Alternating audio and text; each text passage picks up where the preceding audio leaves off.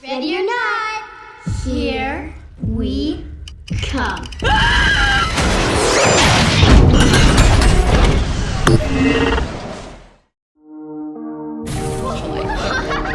I got a big hike planned for us tomorrow. Can we just do some fun indoor activities? Yeah, like drinking. Is this still even a trail? Wow. How far down do you think that goes? I don't know. Gives me the creeps. Let's go. Thanks very much for speaking to me. Congratulations on the movie. It's a fantastic film. I enjoyed it a lot. Thank you. So I mean, I guess it's a while since you recorded. You shot the film, but remembering that, I mean, going into the film, it deals with all these parental issues now, which I don't know if you're a father or not, but it's something that it dives headfirst into kind of parental issues, and especially kind of the pressures that people feel to become parents now from not just their parents themselves, but also from their peers. Now, was that something that you dealt with your fellow actors in the film? Because obviously you and your wife in the film kind of, in a way, trying to help these two other characters without giving too much away, kind of become parents now and let them see what it would be like to be parents. So did you kind of deal with that? Did you brainstorm that with the other actors in the film before you got onto set? I think we kind of found a groove, but for me personally, like, I'm not a father. I don't have any kids. However, I do have two older sisters, and I feel like I was able to draw upon that experience. I have 4 nieces and nephews, so I was around. I've been around. I mean, my oldest nephew is like 26 now, and he Right. looks like a colleague. But I had him as a baby throw up on me, so it's very clear to have that experience. Obviously, it doesn't compare 100%. It's not apples to apples. But I was around, and I was around enough to see what that felt like. So I feel like I was able to draw upon that specifically. And I channeled my sister and my parents. Like, I felt like it was easy for me to kind of come into that space and just have that authority as a father. So I feel like that kind of tells me that I am ready to have kids. For me, if it's I'm guessing. I'm gonna have, yeah, it's gonna come natural. But no, I feel like I do have friends that started very young, like they got married and they had kids, and I see the difference sometimes. There is such a thing as like my peer, like friends that are my age that maybe started a little younger. There is a thing of like, are you really happy, or are you, like, there's such there's definitely a lot for me to like take from experience that I was able to kind of imbue that. But obviously for my character, it was just easier for me to focus on, oh yeah, have the kids. But it came, I know that it really came from a place of like, my kids are my shield for all the other bad stuff that's happening to me in my life. So I've seen that too. So it was really interesting to kind of tap into those type of things. I mean, hearing you there, it's obvious that that's something that you've thought about, you pondered about yourself previously. I'm guessing maybe you have some monologues that have kind of dealt with these kind of things. And was there anything from kind of previous monologue comedy stuff that you've done that you brought into the film? Well, for the parent stuff, not necessarily. Thankfully, I've never had I haven't received the pressure or given out pressure, because I'm in the situation that I am right now. So I didn't, thankfully my mom, for example, would be the one to be like, yeah, so, but she hasn't done that. So I feel very grateful to my mother and my family for not reminding me, sending me a calendar every year. But I was able to really have great moments with the cast because of the chemistry. That's one of the things that we keep saying, because it is true. Like, as soon as we got together, we just felt the relationships felt lived in, and we were like, hey, is this normal? Is this interesting?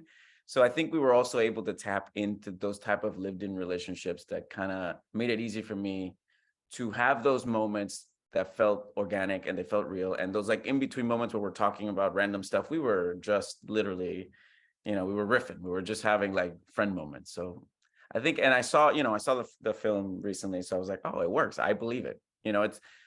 Personally have the capacity to disconnect myself. Like, when I see the movie, I don't see myself. I see like this character, or I'm not like, ugh.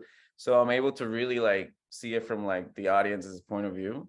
And I'm like, oh, I buy it. I buy that they're friends. I buy that I'm a dad.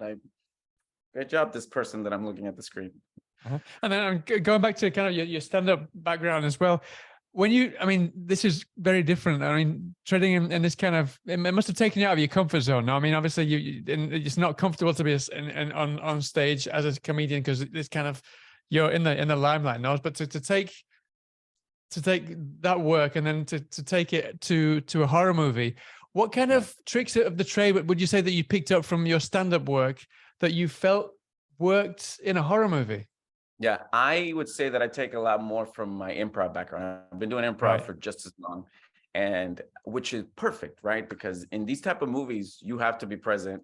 It's almost like it's such an indelible tool to have, because when you're present and in the moment and you're reacting to things, that's when you really get that connection to the audience, because you become the audience in certain ways in the things that you're saying and you're doing.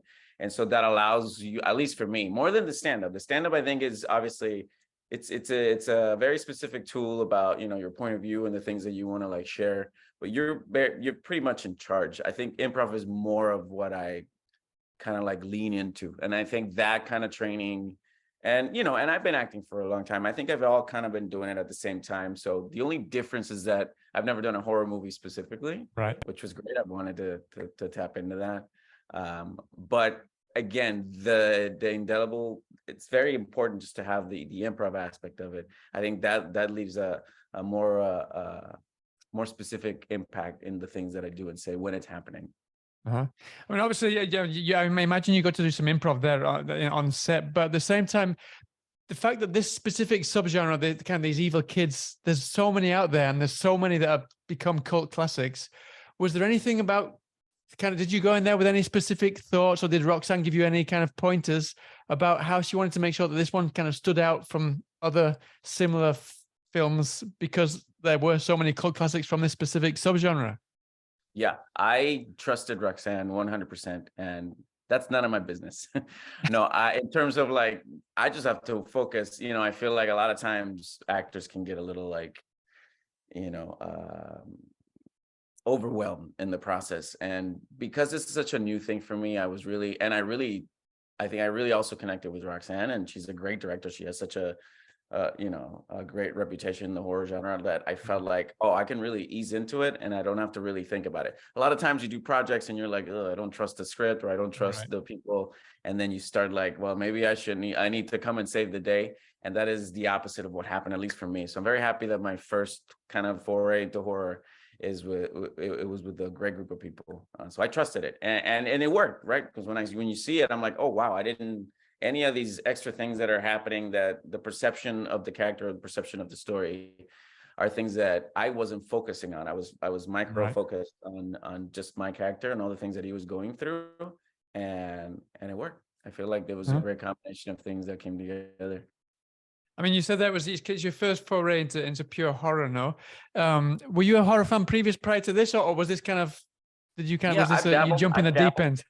Yeah, no, I have a great appreciation for it. I'm from the group of my friends, I'm the only one that always wants to see the horror movies. So I'm kind of, that's the difference. I don't have like my horror friends that I have to find a new group of people, because literally it is very hard for me to get people to watch any kind of horror movie. So I end up watching it alone, and that's fine, but it's fun to watch with people. But yeah, I grew up with it. I mean, I was from the Freddy Krueger times. That Freddy same as me then, crap out of me. So that took a while for me to grow up and realize, it's not as scary, but that definitely left an impact. But I come from that era, the Freddy Krueger era. I mean, talking about, I watched Freddy Krueger when I was about 11 or so, and it was just the same. It scared the hell out of me for years. I couldn't sleep. But having two kids on set in this film, and they're probably about that same age, the same age range. What was it like working with them? And I imagine it's just like playing a game almost, acting out these horror scenes, But was there anything you specifically felt you need to do to help encourage them, or to make it feel? I'm sure they're fantastic actors working on set. You could see that straight away. But was there anything that you felt you needed to do to kind of help them to embrace the horror and kind of help them play with the horror elements of the film? Oh, they immediately took to it. I mean, they were great, and they weren't really creepy. So that's a testament to their, difficult for you, these guys are too good. They were lovely, and so they were lovely to work with. They were fantastic. I mean, also like trying to find those moments before filming or in between filming that to connect and bond with them really helped out a lot. but yeah, but it's, if you're young, it's easy to tap into play, right? Like we all play pretend, and I feel like they really took to it very well. There was never, I don't think I ever saw in any of the, during the process, I never saw them like grapple with what they're supposed to do. They were like, oh yeah, like this is where, they just accepted it and they just went with it. And I think it really, to me, I feel like that's a good hallmark of like a good actor. Like if you are in that state of pure play, you can pretty much, tap into it. So I was learning from them. I'm like, yeah, let's go, let's do it. And then cut, and they're back to normal. Yeah. So I mean, just to finish off, then you said this is your first foray into horror. Is that something that, have you got the itch to do some more of that, or are you planning to do something? Yeah. I mean, yeah, if the opportunity presents itself, absolutely. Yeah. I did a horror comedy movie back like 10 years ago called Ghost Team 1. And that was obviously, it dealt with horror elements, but it was more of a comedy. So I feel like that kind of always like stuck with me, like to have the opportunity. So I feel like I manifested this opportunity to work with Blumhouse, and it happened. So yeah, I would definitely, absolutely, 100% be happy to go back and delve further and get bloodier. Spoiler. So just finish off then. I mean, obviously from your comedy background as well, I was curious of your appreciation for horror and comedy, because there's a lot of people say that horror and comedy don't really kind of combine really well, but it's really part of the zeitgeist right now. Is that something that you appreciate, or are you more for a kind of a pure horror, or do you find a lot of appreciation as well in the mixture? Yeah, I feel like, I mean, Megan just came out and I loved the I was thinking of the same one. Yeah. And then, yeah, because again, when you talk about horror, the most basic thing about horror is the release of tension. And that's exactly what comedy is. So there are literally parallel, almost like they're of the same family. You're just releasing tension with, with existential dread, and the other is releasing it with laughter. But they're so close that, you laugh when you're nervous, you laugh. Like I don't know why people wouldn't understand that is so tied together. So I think it works when it's done well. You can get both. You can get scared, and you can also laugh your ass off. Absolutely. Well, listen, Carlos, thank you so much for your time. It's been good to speak to you. Congratulations on the movie. I hope it goes down really well. I know it's out today and then goes on to MGM Plus, so I hope it goes down really well. And I hope to speak to you again sometime soon. Thank you, sir. Appreciate it. That's great. All the best. Take care then. All the best now. Ready or not, here we come.